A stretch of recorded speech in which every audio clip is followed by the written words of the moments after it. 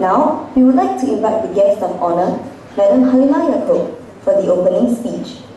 Minister, please.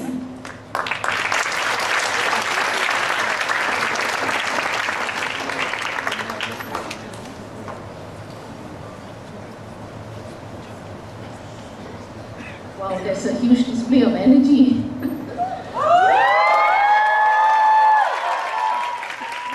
It's extremely infectious, I must say. But Professor Leo was talking about how we want to connect people. We always think in terms of the world as a very big place. Globalization is such a big word. But as I was walking just now, visiting the different booths, I was struck not by the diversity. I was in fact struck by the similarity in the cultures of the various ASEAN countries. For instance, if you take the sarong, even the costumes that you wear, the sarong that you wear is Malays in Singapore, we wear the sarong. Then you have the Bruneians, they wear the sarong, Malaysians, Indonesians. But I see the Vietnamese, I see the Thais, and sometimes they also wear the sarong. Then I see the Cambodians, it's very commonly used in Cambodia, Laotians. I just came from some of these countries. I just came from Cambodia, came from Indonesia, Brunei. And so, looking at the booth outside, I was struck by the similarity, not the diversity, even in terms of our culture.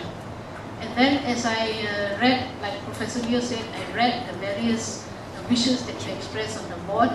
The wishes that you had expressed, regardless of where you come from, are very similar to what our young people would want to see their future. They want a good life, they want a better life, they want a good education. Somebody said, I would like to get a scholarship from one of the countries, and definitely I hope to get a scholarship from Singapore. So these are the hopes and the wishes that our young people also have in Singapore, and this is quite common as I see other young people in other countries have the same wishes.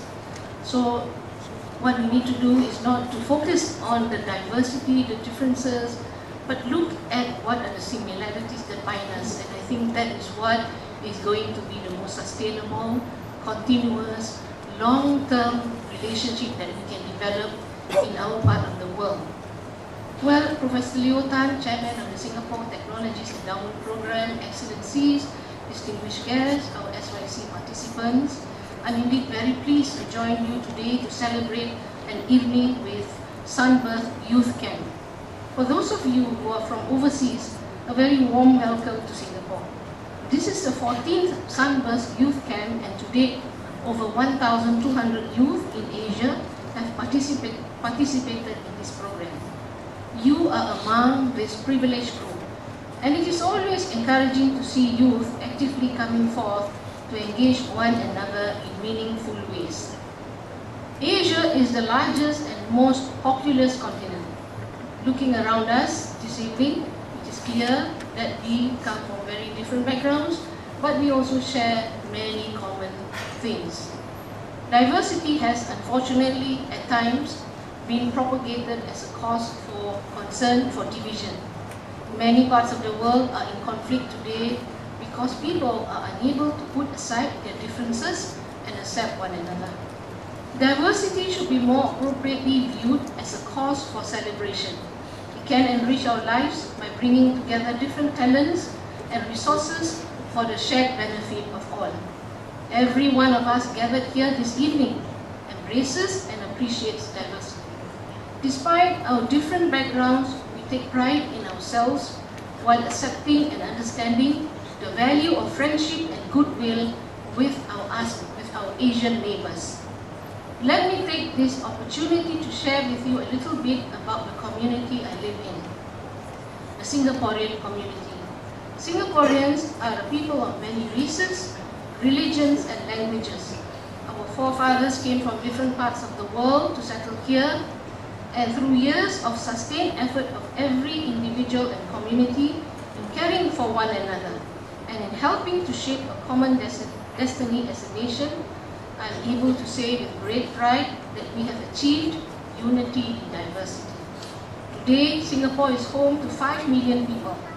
We live harmoniously with one another, regardless of our race, our language, or our religion. We respect one another's cultural practices and have even grown to enjoy one another's food and festivities. And I must tell you that when I have to attend functions, sometimes on Sundays, in my constituency, we have different communities, different races. So in the morning, I may have to go for a sports event, so you will find me in sports attire when I join people for some sports activities. Then after that, I will have an Indian celebration. It could be the Deepavali, the Festival of Lights. So I do make an effort to change into an Indian costume. Then after that, I may have to go to a Malay function, because they may have a Malay dance activity or cultural festival, so I make an effort to change into a Malay costume. Then in the evening, I may have a Chinese function. It could be a Chinese dinner for our senior citizens or other occasions, some of the cultural activities. So I make an effort to put on my Chinese blouse. So in one day, we do, in terms of a costume change, so many times. But I must tell you, there is not just a change of costumes that happens in Singapore. It's also respect, understanding, appreciating each other's culture and religion and practices and language, which is very important. So we take great efforts. In my constituency, for instance, we know that Muslims pray in sunset prayers. That's about 7 to 7:30. And we make an effort not to organize events during that time. It could be either you have events before that, before 7 o'clock, or events after 7:30. And that is something that, not just because I'm a Muslim member of parliament, so that is something that we bear in mind, but no, there is something where a lot of my non-Muslim Chinese, Indian grassroots leaders who organize events bear in mind. When they prepare the program, they look at it and say, okay, these are the times we should avoid, because we want to ensure that all the different groups of people in our communities with different religions, religious practices, cultural needs are taken care of. And that, I think, is the beauty of Singapore. We cannot be skin deep, we must go beyond that. And I think it's the same also in the Sunbirth Youth Program, that we want to go beyond just saying hello to each other within this 1 week period, but keep in touch and with deeper engagement and involvement in many years to come. In recent years, as you know, globalization has brought new citizens onto our shores, and we continue to put in efforts to integrate them into our society in the same ways that our forefathers had done so in the past. And we are very, last night I went on a house visit. House visit means once a week or 2 times a week I visit the blocks of flats, public housing in my area. So last night I met Filipinos who lives in our midst. I have Indian citizens, of course, Pakistani, Bangladesh, from China. I even had one from Myanmar. So it's quite a diverse society that we live in Singapore. Programs like the SYC promotes the spirit of unity in diversity. It is a platform for you to interact with your counterparts from around Asia, to appreciate the differences, and more importantly, to share the similarities with your friends. The theme this year is Dare to Dream. I believe all of you have your own dreams and aspirations. And you are capable of taking on challenges and overcoming obstacles that might come your way. But as you may have experienced throughout the course of this camp, greater success can be achieved when we work together towards a common goal. All of you took on the raft building challenge at Outward Bound School. You also took on the urban challenge of racing through Singapore as a team. I am sure you would have experienced how much more effective a team can be and how much more a team can achieve when the members put aside their differences and rally together for a common goal. I think all of you deserve a round of applause for your commendable efforts.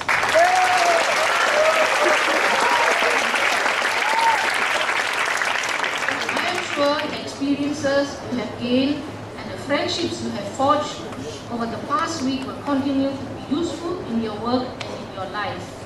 Not everyone is as fortunate as you are, and I therefore encourage all of you to actively share the lessons and experiences with your friends back home. I too look forward to learning from your experiences during the concert later on. And I want to say once again that the youth represents our future. You are the young people, you are the youth of your countries, you are the youth in my country.